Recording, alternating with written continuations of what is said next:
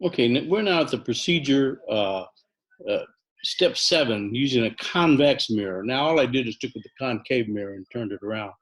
So I'm guessing it's a 50 millimeter, or in this case, a minus 50 millimeter convex lens. So let's light the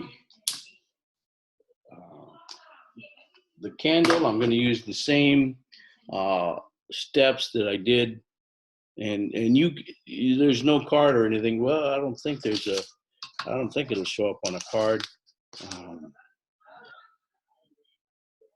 Yeah, no, it's a diverging lens, so it's not going to uh, it's not going to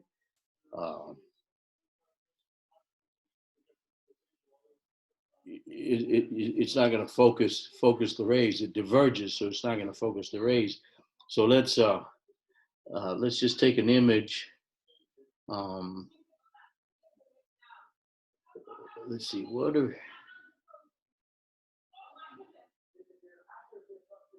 do I see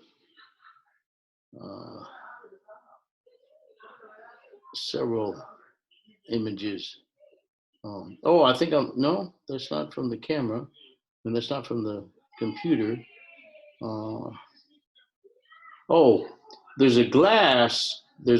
I'll try to move it to where you don't see the glass. There's a glass in front of the convex mirror, so it's acting as a reflector.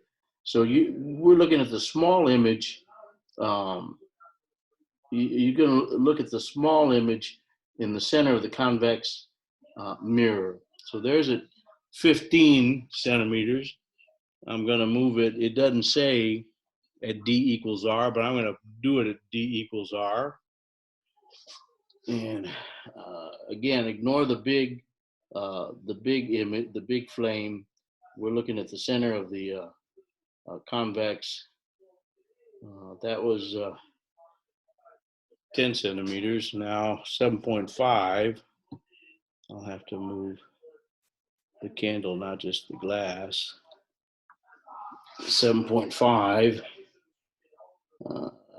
Can't get rid of that reflection. There. Again, look at the small and D less than F. So I've got it at, well, let me just do it at 5. You can pick whichever one you want as the data.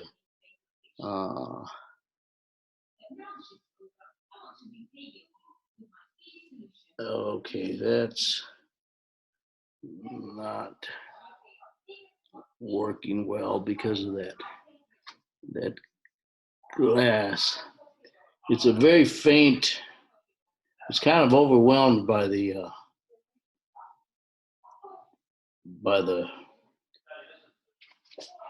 reflection. Now I wish I could remove that lens, but I don't want to mess with the school equipment. Now it's at 3 centimeters, and again it's the small flame on there. I don't think it'll help any if I turn off the lights. We'll just take it. I'll take one without the lights and see what happens.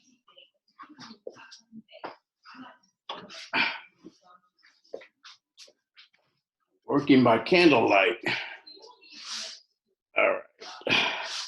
No, it doesn't really help. All right.